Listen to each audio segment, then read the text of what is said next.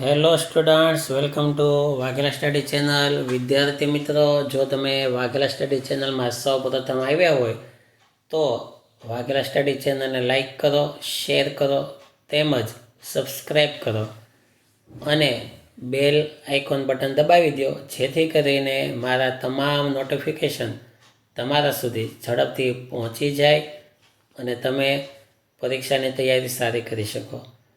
મિત્રો, તમને ખ્યાલ હશે આજે આપણે 11 આર્ટ્સનો ખૂબ જ અગત્યનો વિષય ભૂગોળનું સોલ્યુશન લઈએ છીએ.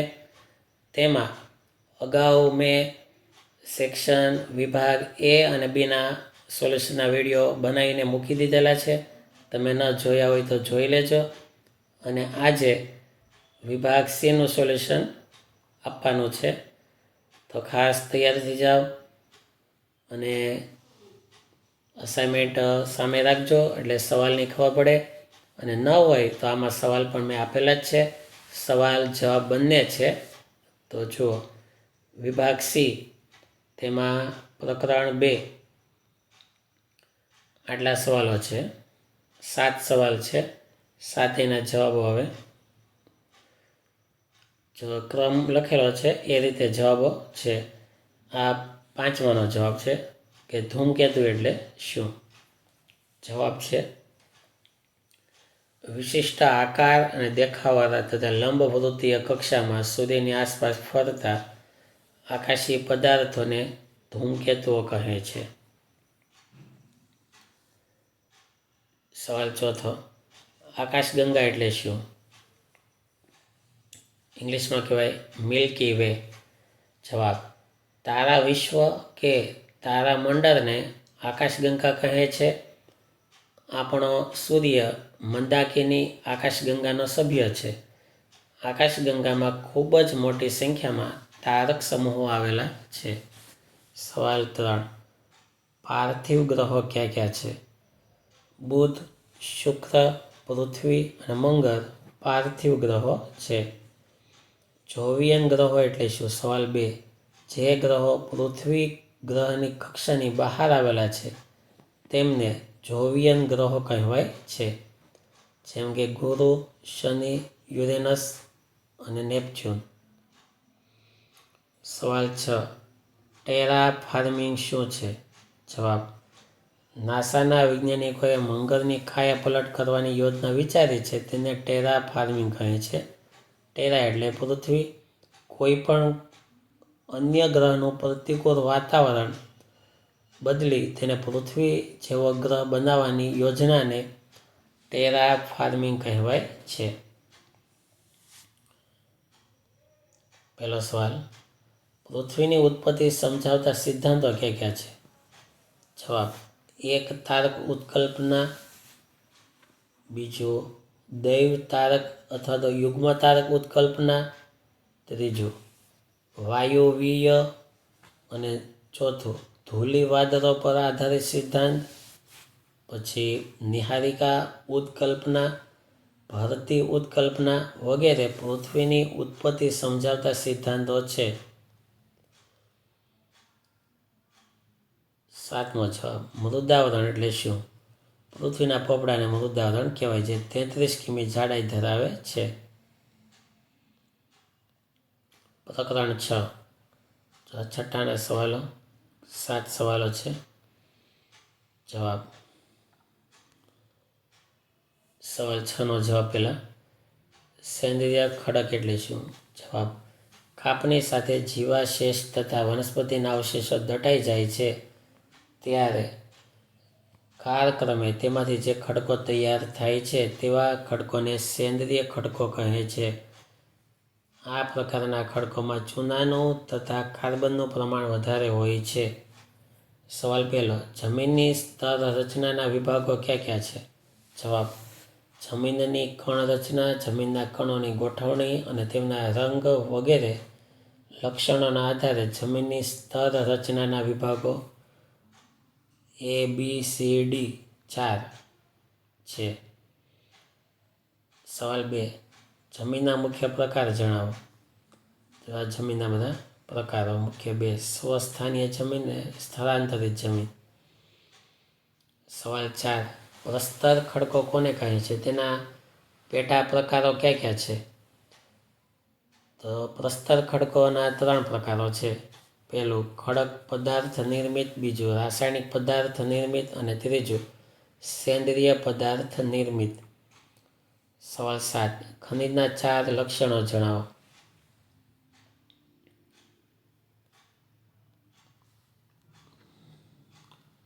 પાંચમો સવાલ, ખડકોના કેટલા પ્રકાર પડે છે? ક્યાં ક્યાં? 3 પ્રકાર પડે છે. પહેલો આગ્નેય ખડકો, બીજો પ્રસ્તર ખડકો અને ત્રીજો રૂપાંતરિત ખડકો. સવાલ 3, આગ્નેય ખડકોના પેટા વિભાગો જણાવો.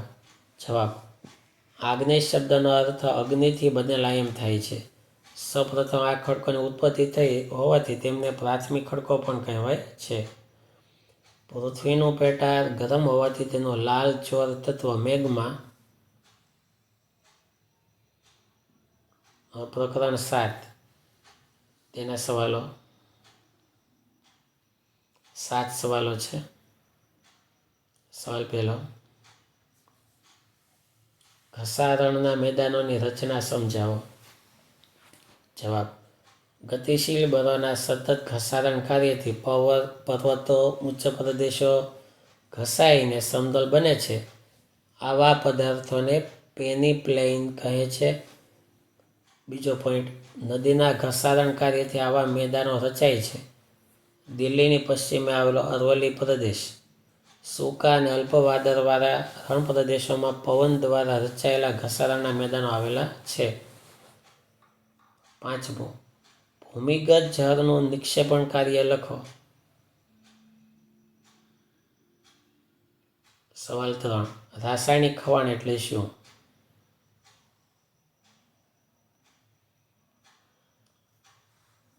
સવાલ 2, હિમ અશ્માવલી કોને કહે છે? જવાબ, હિમનદી જ્યારે હિમરેખાથી વધુ નીચે ઉતરે છે ત્યારે હિમ પીગળવા લાગે છે. તેથી હિમનદીમાં જકડાઈ રહેલો બોજ વહન માર્ગમાં જુદી જુદી જગ્યાએ પથરાઈ જાય છે. હિમનદી દ્વારા થતા આ નિક્ષેપણ કાર્યથી રચાતા ભૂમિ સ્વરૂપને હિમ અશ્માવલી કહે છે. ચોથો જવાબ, ભૌતિક ખવાણ એટલે શું?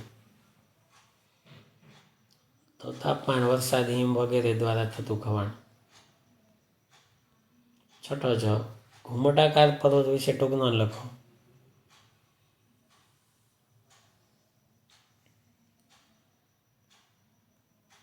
તો આટલો જવાબ એમાં લખવાનો.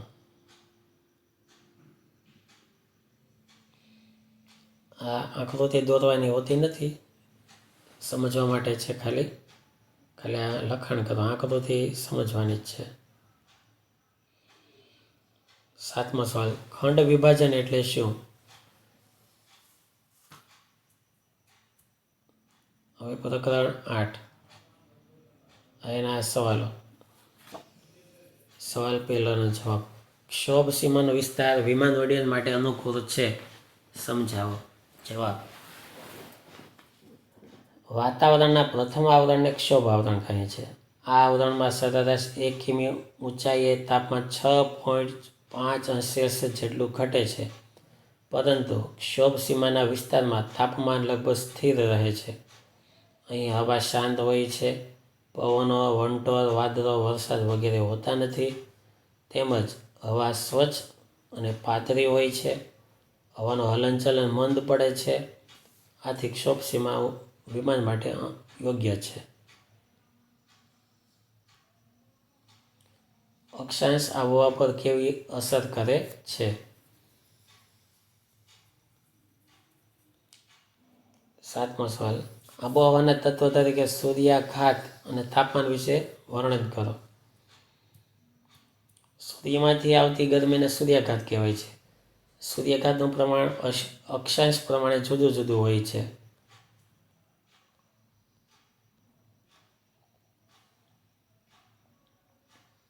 સવાલ 3, વાતાવરણના મુખ્ય 4 આવરણો ક્યાં ક્યાં છે?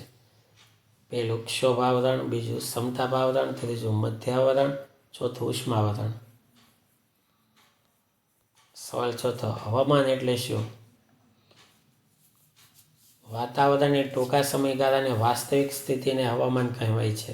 સવાલ 5, આબોહવા કોને કહે છે? વાતાવરણની લાંબા સમયગાળાની સરેરાશ સ્થિતિને આબોહવા કહે છે.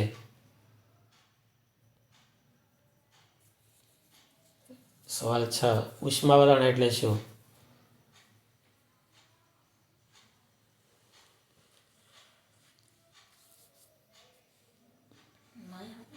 સવાલ પ્રકરણ 9 એના સવાલો.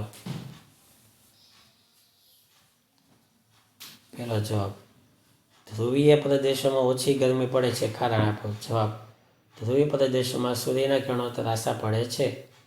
આ ઉપરાંત વાતાવરણના ઘટ વિસ્તારમાંથી તેમજ વાતાવરણના વધારે વિસ્તારમાંથી પસાર થવું પડે છે.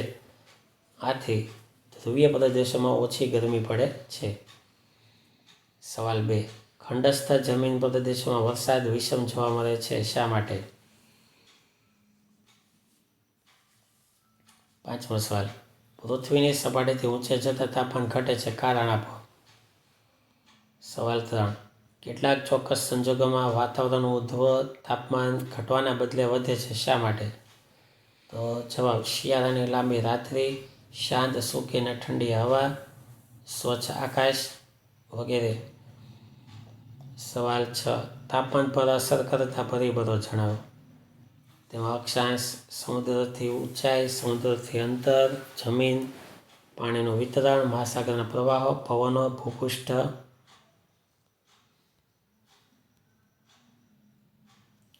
સવાલ 4, સૂર્યના કિરણોની કોણીય લંબાઈ સૂર્યઘાત પર કેવી અસર કરે છે?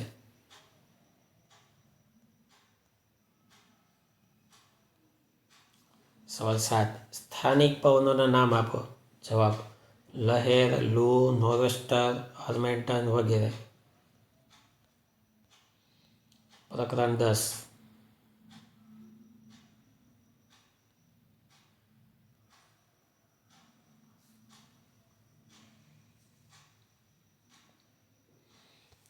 સવાલ 7, તમિલનાડુના કોરામંડલ કિનારે શિયાળામાં વૃષ્ટિ થાય છે. તો જવાબ, જમીન પરથી વાતા ઈશાન કોણીય મોસમી પવનો બંગાળની ખાડી પરથી વાય છે ત્યારે તે ભેજવાળા બને છે.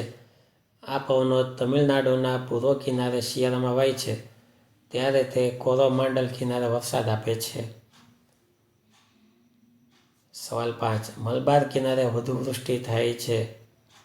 જવાબ, સવાલ 6, વિષુવવૃત્તના પ્રદેશોમાં હવાનું હલકું દબાણ રહે છે. સવાલ 1, હર્મેટન શું છે? તો જવાબ, શિયાળામાં વૃષુવૃત્તીય પશ્ચિમ આફ્રિકાના સહારાના રણમાંથી ગિનીના અખાત તરફ સૂકા અને ગરમ પવનો વાય છે. આ પવનો હર્મેટન તરીકે ઓળખાય છે. ગિયાનામાં આ પવનો આબોહવાને ગરમ બનાવે છે, તેથી આ પવનો ડોક્ટર વિન્ડ તરીકે ઓળખાય છે. સવાલ 2, જમીનની લહેરો એટલે શું?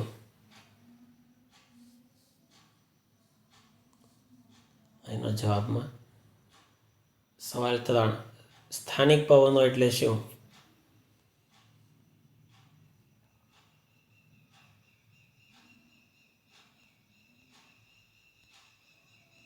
હવે પ્રકરણ 15, આ બધા 15ના સવાલો. એનો જવાબ,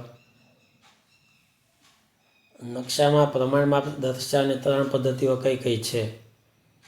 તો જવાબ, નકશામાં દર્શાવેલ પ્રદેશના કોઈ પણ 2 ચોક્કસ બિંદુઓ વચ્ચેના આંકુચિત અંતર અને જમીન પરના તે પ્રદેશના એ જ 2 બિંદુઓ કે સ્થળો વચ્ચેના વાસ્તવિક અંતર વચ્ચેના ગુણોત્તરને નકશાનું પ્રમાણમાપ કહેવાય છે. તેની 3 પદ્ધતિઓ: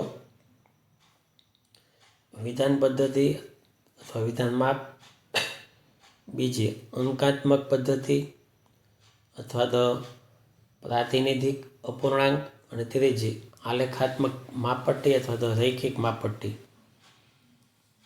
સવાલ 2, પ્રક્ષેપ ક્રિયા માટે કઈ કઈ બાબતો જરૂરી છે? સવાલ 3, નકશાના મુખ્ય અંગો ક્યાં ક્યાં છે?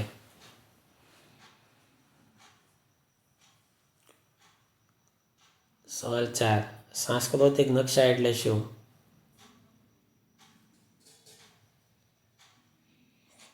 સવાલ 5, રૂટ સિગ્નલ નકશાની લઘુલિપિ છે, કારણ આપો.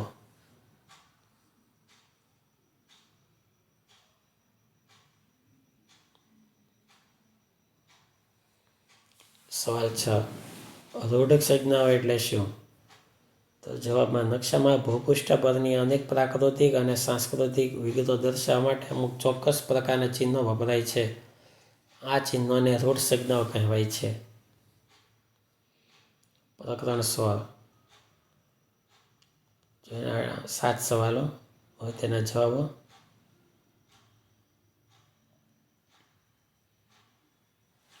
સવાલ 1, દિશા શોધની રીતો જણાવો. તો જવાબમાં પહેલી, ધ્રુવ તારાના આધારે, બીજું લાકડી અથવા પેન્સિલની મદદથી, ત્રીજું ઘડિયાળની મદદથી, ચોથું ચુંબકીય કંપાસની મદદથી. સવાલ 4, સપ્તર્ષિ તારા સમૂહ એટલે શું? સવાલ 3, રેખા સ્વરૂપોના 2 લક્ષણો જણાવો.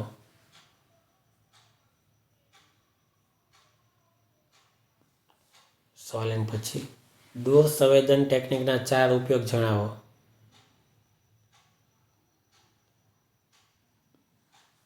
સવાલ 2, અક્ષાંશ વૃત્તોના 2 લક્ષણો જણાવો.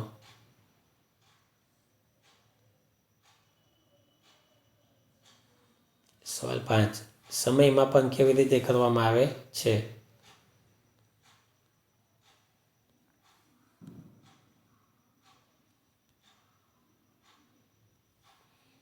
સવાલ 7, દૂર સંવેદન પદ્ધતિ એટલે શું?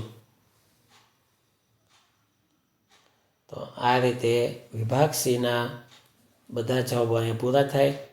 આ બધા સવાલના જવાબો તમે મોબાઈલમાંથી ડાયરેક્ટ વાંચજો, કેમકે લખવા બેસશો તો લખવાનું પૂરું નહીં થાય. એટલે મોબાઈલમાંથી અસાઇનમેન્ટ ખોલી રાખ્યો એટલે સવાલની પણ વધારે ખબર પડે. બાકી આમાં સવાલ જવાબ બંને આપેલા જ છે. આ મોસ્ટ આઈએમપી બધા સવાલો છે. ખાસ પાકા કરવાનું શરૂ કરી દેજો. Thank you very much.